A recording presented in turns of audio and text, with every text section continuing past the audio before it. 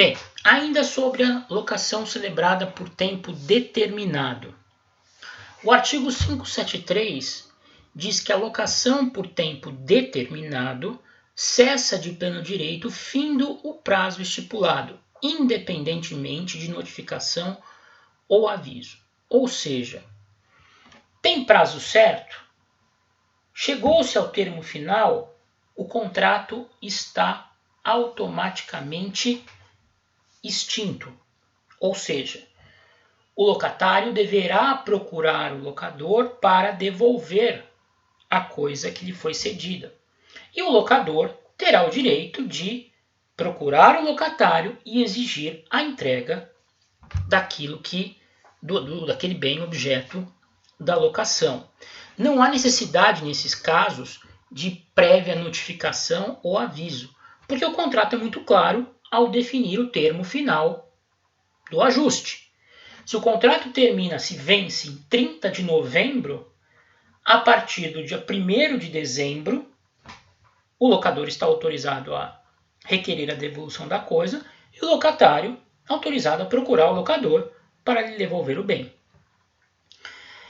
Agora, se findo o prazo estabelecido no contrato, o locatário continuar na posse da coisa alugada sem oposição do locador, presumir-se-á prorrogada a locação pelo mesmo aluguel, mas sem prazo determinado.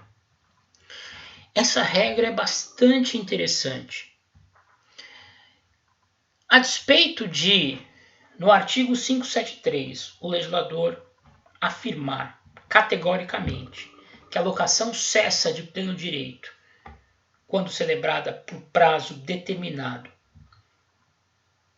no momento em que é atingido o seu termo final, independentemente de notificação ou aviso, no dispositivo seguinte, emenda afirmando que, na hipótese da locação ter sido celebrada por tempo determinado e findo o prazo ajustado, o locatário continuar a exercer posse sobre a coisa sem oposição do locador, ou seja, o locatário não procura o locador para devolver o bem e o locador não procura o locatário para reaver a coisa, a consequência é a prorrogação automática do negócio, porém, desta feita, sem prazo determinado. Então, a avença se prorroga em todos os seus termos, o mesmo aluguel, porém, agora vigendo por prazo indeterminado. Vocês verão, quando estudarem a locação de imóveis urbanos, que a Lei 8.245 de 91 prevê um regime semelhante, porém com algumas diferenças importantes. Segundo a Lei 8.245, a forma de prorrogação automática do contrato de locação de imóveis urbanos vai variar conforme o tempo de duração da avença. A partir de um determinado tempo de duração, nós temos um regime. Num prazo inferior a esse marco de duração, nós temos outro regime. Na locação de coisas do Código Civil, não importa por quanto tempo tenha sido celebrada a locação. Se ela foi celebrada com prazo determinado e o locatário, ao término do contrato, ao término do ajuste, não procurar o locador para devolver a coisa, e também o locador não se dignar a procurar o locatário para reaver o bem, entende-se, segundo o artigo 574, que a locação prorrogou-se por prazo indeterminado pelo mesmo aluguel.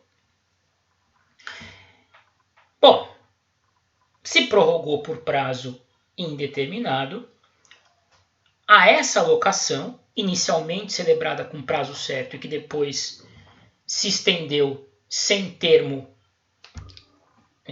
ajustado, vai se aplicar o regramento próprio das locações celebradas por tempo indeterminado.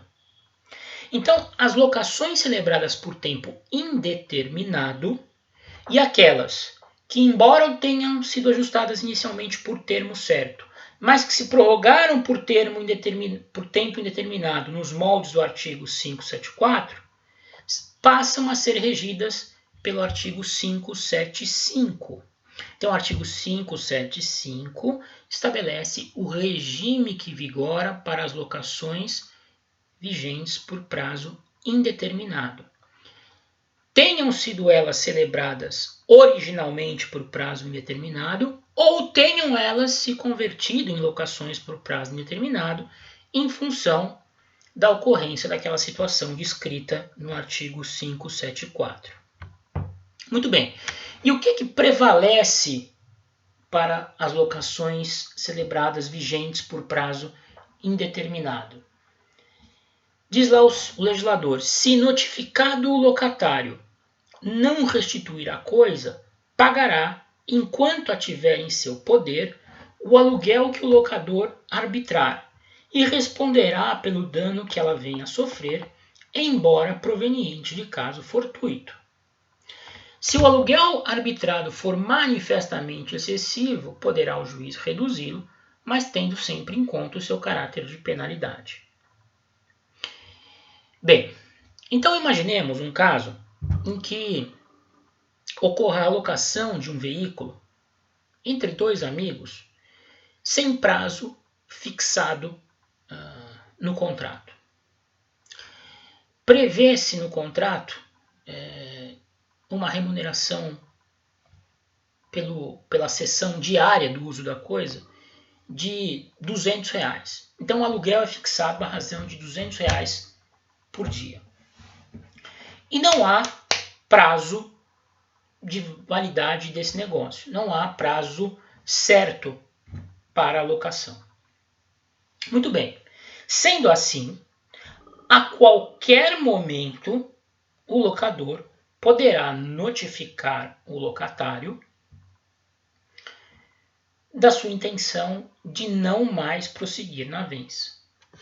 Contratos celebrados por prazo indeterminado ou que estejam vigorando por prazo indeterminado. Reformulando. Contratos celebrados por prazo indeterminado ou que estejam vigorando por prazo indeterminado são contratos em que a resilição unilateral, como regra, é admitida. E aqui não temos uma exceção. Celebrada originalmente por prazo indeterminado ou vigorando atualmente por prazo indeterminado, a locação de coisa admitirá que a qualquer momento o locador intime o locatário a lhe devolver o bem e o locatário a qualquer momento notifique o locador a receber a coisa de volta. A resilição aqui unilateral é livre para ambos os contratantes e não depende de prévia indenização. Ou seja, não há nenhuma condição para que a resilição unilateral num contrato celebrado por prazo determinado ou vigente por prazo indeterminado seja levada a efeito. Ao contrário, nós vimos do que ocorre quando a resilição unilateral excepcionalmente é admitida num contrato celebrado com prazo certo. Então imaginemos, nesse contrato hipotético de locação do veículo, celebrado entre os dois amigos. O locador precisa do carro de volta porque ele vai cedê-lo para um familiar que tem necessidade de utilizar. Ele pode a qualquer momento enviar uma notificação para o locatário. Pode ser judicial ou extrajudicial, desde que seja efetivado através de um meio que assegure ciência inequívoca do locatário acerca do desejo do locador. Poderá a qualquer momento enviar ao locatário uma notificação exigindo que ele lhe restitua a coisa num prazo evidentemente razoável. A partir do momento em que vence o prazo para a restituição da coisa, o locatário é considerado in mora. E, estando em mora, ele passa a condição de possuidor de má-fé. Porque até o momento em que ele está com a posse da coisa, com a anuência do locador por força da celebração do contrato que vigora por prazo indeterminado, ele não vai responder por eventual perda ou deterioração da coisa acidentais, porque ele está cumprindo o contrato está sendo cumprido. Agora, a partir do momento em que o locador, nesse tipo de avença, exige o bem de volta e o locatário, contrariamente ao desejo do locador, não o restitui o bem, ele passa a condição de locatário moroso e nessa condição, segundo o artigo 575, ele vai se submeter a um aluguel arbitrado unilateralmente pelo autor e ainda ficará responsável por qualquer dano ou perecimento que a coisa venha experimentar, mesmo que em razão de caso fortuito. Porque ele passa da condição de possuidor de boa-fé para o status de possuidor de má-fé, porque ele está descumprindo o contrato. O contrato era por prazo indeterminado e o locador resolveu exercer a faculdade que lhe assegura a lei e reaver a coisa. Então, vejam, o locador pode a qualquer momento notificar o locatário a devolver a coisa. Se o locatário não devolve, passa a condição de moroso, fica sujeito a um aluguel arbitrado unilateralmente pelo locador e a responsabilidade pelos riscos da coisa, mesmo que acidentais. Fica responsável por qualquer perda ou deterioração que o bem venha experimentar, mesmo que decorrente de caso fortuito, ou mesmo de força maior. Já o locatário também, a qualquer momento, nesses casos, pode procurar o locador e dizer, olha, não tenho mais interesse na locação, tome o bem aqui de volta. Isso vai se dar também, evidentemente, mediante a expedição de prévia notificação. Então, o locatário expede uma notificação extrajudicial ou judicial, intimando o locador a receber a coisa no prazo razoável que fica ali consignado. Deixando de receber a coisa, por força do exercício da resilição unilateral pelo locatário, o locador também fica em mora. E aí o locatário deixa de ficar responsável, por consequência, pelo pagamento dos aluguéis. A bola fica com o locador que tem que se agilizar para receber a coisa de volta, porque o contrato foi resilido unilateralmente de maneira legítima. Tudo certo? O 575, ele é importante, ele traz uma questão bastante importante, que é essa possibilidade de, havendo mora do locatário, havendo recusa do locatário em devolver a coisa depois de exercida a faculdade de resilição unilateral, o locador poder arbitrar unilateralmente um aluguel.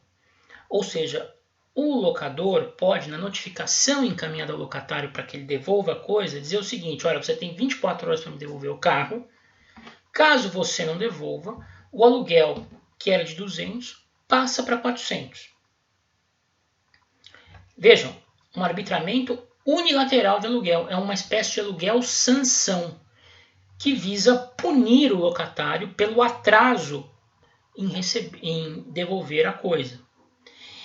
Esse aluguel sanção, ele pode eventualmente ser revisto judicialmente a pedido do locatário quando ele se afigurar manifestamente excessivo, que é o que diz o parágrafo único do artigo 575. Se o aluguel arbitrado for manifestamente excessivo, poderá o juiz reduzi-lo, mas tendo sempre em conta o seu caráter de penalidade.